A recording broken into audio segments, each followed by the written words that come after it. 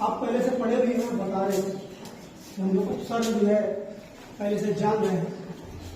तो अगर आप उपसर्ग जान रहे हैं तो आप इसलिए बताया भी है कि वैसे शब्द या शब्दांश, वैसे शब्दांश या अव्यय जो किसी शब्द के पहले लगकर उसका अर्थ बदल देते उसको हम कहते हैं उपसर्ग। नहीं, इसके साथ ही जब हम प्रत्यय पढ़ते हैं उसमें पढ़ते हैं कि वैसे शब्द, वैसे शब्दांश या अवयव जो किसी शब्द के बाद में लगकर उसका अर्थ बदलते हैं उसे हम प्रत्यय कहते हैं। प्रत्यय अगले सेक्शन में पढ़ेंगे। बोर्ड में जो सब्जेक्टिव क्वेश्चन आता है वो आता है 2 मार्क्स का कि उपसर्ग और प्रत्यय में क्या अंतर है, उदाहरण के द्वारा स्पष्ट करें। तो आप उपसर्ग का पहले परिभाषा देंगे कि वैसे शब्दांश या अव्यय जो किसी शब्द के पहले लगकर उसका अर्थ बदल दे उसे क्या कहेंगे? उपसर्ग कहेंगे। अगर आपसे कहेगा कि भाई एक उदाहरण बता दो उपसर्ग का, तो आप उदाहरण दे सकते हैं। जैसे मान लीजिए कि अभी, ठीक है, अभी उपसर्ग है ना, और याचना, ठीक है, या एक और कोई शब्द ले लीजिए इसके अलावा भी, हाँ, एक और कोई शब्द लिख लीजिए। हाँ, उपसर्ग का उदाहरण दे रहे हैं। जैसे अभी प्लस क्रिया आप लिखते हैं और शब्द बनता है क्या? अभिक्रिया। अभिक्रिया शब्द बनता है अभिक्रिया। तो अभी क्या हो गया? उपसर्ग हो गया। अभी क्रिया के पहले लगकर उसका अर्थ बदल दिया, एक नया शब्द आ गया, क्या? अभिक्रिया, ठीक ना। उपसर्ग को जो है हम 3 वर्गों में बांटते हैं। बातें बहुत सारी हैं, बहुत सारे व्याकरण के विद्वानों का अलग अलग मत है, लेकिन इस बात पे लोग एकमत हैं कि उसको हम 3 भागों में बांटेंगे। पहला जो है उपसर्ग वो संस्कृत उपसर्ग होता है, ठीक है, और मुख्यतः मूलतः 19 या 20, अभी मैंने देखा है कि एक व्याकरण में 20 की संख्या है, उस पर भी हम बात कर रहे हैं। लेकिन जो हिंदी व्याकरण जिसको हम लोग फॉलो करते हैं अपने सिलेबस में, अपने स्कूल में, आधुनिक हिंदी व्याकरण रचना, और ये डॉक्टर वासुदेव नंदन प्रसाद जी का लिखा हुआ है, बहुत ही मशहूर है किताब है, और ये लेखक भी बहुत मशहूर है। इन्होंने जो लिखा है उसमें ये लिखते हैं कि जो संस्कृत उपसर्ग है वो 19 है, ठीक है। फिर जो मानक हिंदी है जिसके बारे में बात कर रहा था, इसमें लिखा हुआ है कि असल में कुल जो उपसर्ग होता है संस्कृत का वो 22 है। कुल क्या है? 22 है। लेकिन उसमें 2 ऐसे उपसर्ग हैं जो उनको हम हटा भी देते हैं, वो एक ही तरह है, 2 बार प्रयुक्त हो गए हैं। लेकिन 20 की संख्या ये किताब जो है मानक सामान्य हिंदी जो डॉक्टर पृथ्वीनाथ पांडे जी का लिखा हुआ है वो बताते हैं कि 20 जो है उपसर्ग है किसका? संस्कृत का। लेकिन उसी ग्रामर में 19 दिया था, उसके आधार पर 19 लिखा है। तो आप लोग 19 ही याद करिएगा, ठीक है, 19 ही याद करिएगा। संस्कृत का उपसर्ग हो गया। उसके बाद हिंदी के उपसर्ग होते हैं मूलतः 10, जो दूसरा भेद है उपसर्ग का। तीसरा है उर्दू का उपसर्ग, इनकी संख्या मुख्यतः कितनी है? 12 है। और इसके नीचे मैंने वो उपसर्ग लिखा है कि कौन कौन है, जैसे अति है, अधि है, अनु है, अप है, अभि है, अ है, आ है, नहीं, उसके बाद उत है, ये उत है, उद है, एक साथ आएगा, उप है, दुर, नी, नीर, परा, परी, प्र, प्रति, सम या सम, ये सब हो गए संस्कृत के उपसर्ग।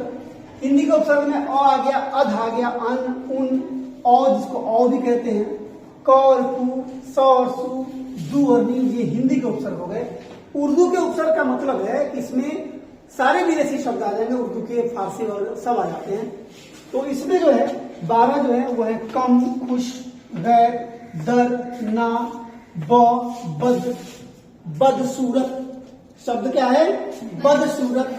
सूरत के पहले बद लग गया, उसका अर्थ बदल गया, बदसूरत। फिर बा है, फिर बिला है, फिर बे है, हम है, हर है। ये उपसर्ग किसका है?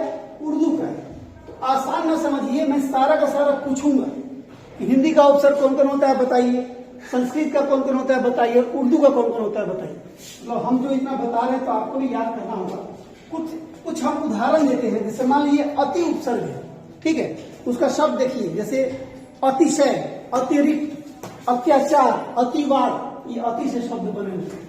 मैं मिटा के कुछ शब्द लिखूंगा इसके बाद में। अ उपसर्ग है, उसे देखिए अवनति, अवकाश आप पढ़ते होंगे, अवकाश शब्द जो है काश के पहले अव उपसर्ग जोड़ेंगे और बन गया अवकाश, ठीक है ना। ऐसे ही आ से बना हुआ है, जैसे आदर, आगमन। सवाल आएगा आगमन में कौन सा उपसर्ग है, तो मत सोचिएगा कि आग अलग कर देते हैं, आग उपसर्ग हो जाएगा। आ उपसर्ग नहीं है, आग उपसर्ग नहीं ना, आ है नहीं, तो आ उपसर्ग हो गया। ऐसे ही लिखा है दुर्गम, दुर्गम में दु उपसर्ग है। ऐसे ही लिखा उपकार, उपकार में क्या है, उप उपसर्ग है। उप जोड़कार, संधि विच्छेद नहीं है, कार के पहले उप शब्द जुड़ा है तो नया शब्द बना है उपकार, ठीक है।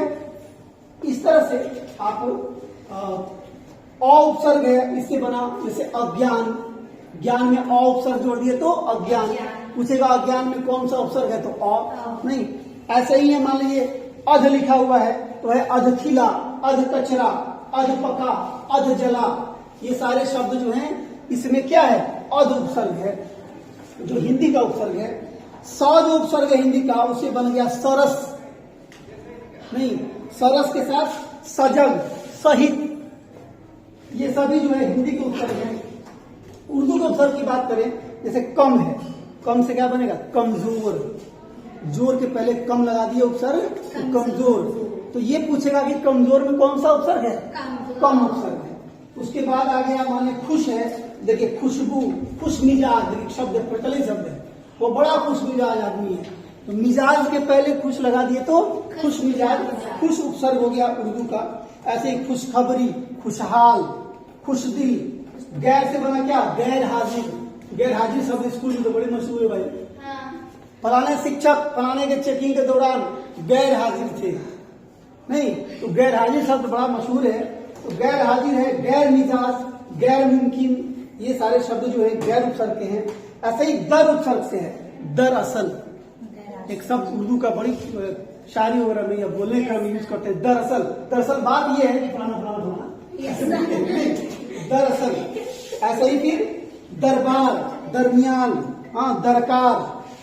ऐसे ही ना उपसर्ग है उर्दू का, तो नापसंद, ये तो आप जानेंगे नापसंद, पसंद के पहले ना लगा दी, अर्थ हो गया नापसंद हो गया।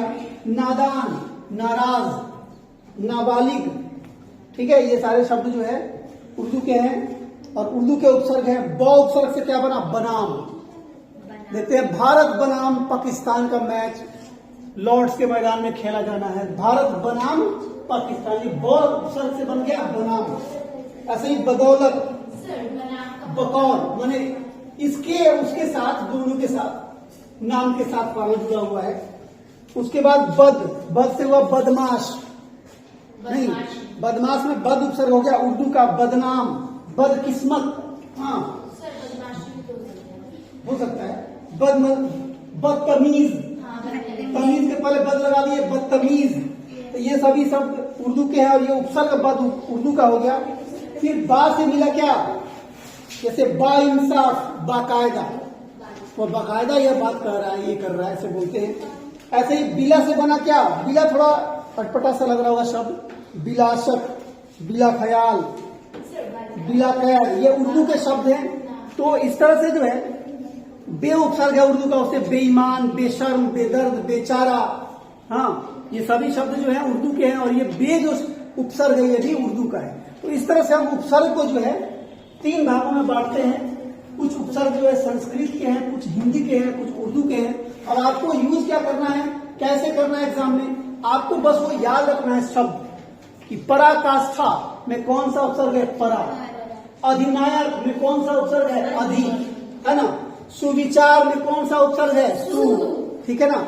उसके बाद और से कोई सवाल बनाइए, और से बनाइए, और से शब्द ही नहीं बन रहा है।